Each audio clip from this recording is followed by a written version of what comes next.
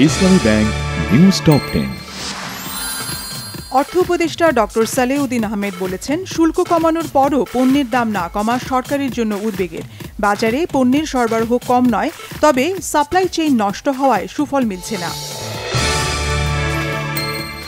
বিএনপির স্থায়ী কমিটির সদস্য অবসরপ্রাপ্ত মেজর হাফিজ উদ্দিন আহমেদ বলেছেন, ভারত ঐতিহাসিকভাবে বাংলাদেশের বন্ধু হলেও বর্তমানে দেশটি বাংলাদেশের কাছ থেকে বন্ধুত্বের সুযোগ নিতে চায়।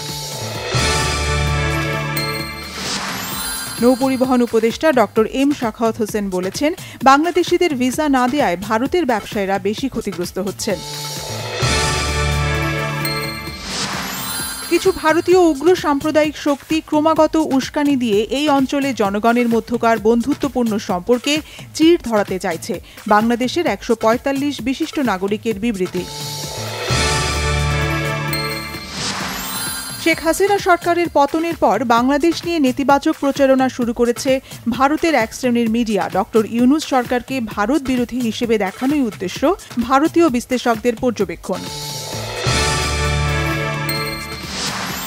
শেখ হাসিনা প্যাথোলজিক্যাল খুনি, তারা নতুন করে গল্প সাজাচ্ছে, নতুন রূপে ফিরে আসতে চাইছে, বলেছেন জুলাই শহীদ স্মৃতি ফাউন্ডেশনের সাধারণ সম্পাদক সার্জিস আলম। দখল দূষণে নাব্য হারিয়ে মরতে বসেছে সিলেটের বিয়ানীবাজার উপজেলার করতি খাল। দখলদারদের কবলে পড়ে ভরাট হয়ে গেছে খালটির বেশিরভাগ এলাকা।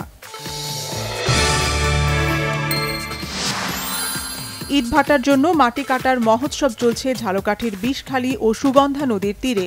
নিয়মনীতির তোয়াক্কা না করে মাটি কেটে বিক্রি করছে প্রভাবশালীরা।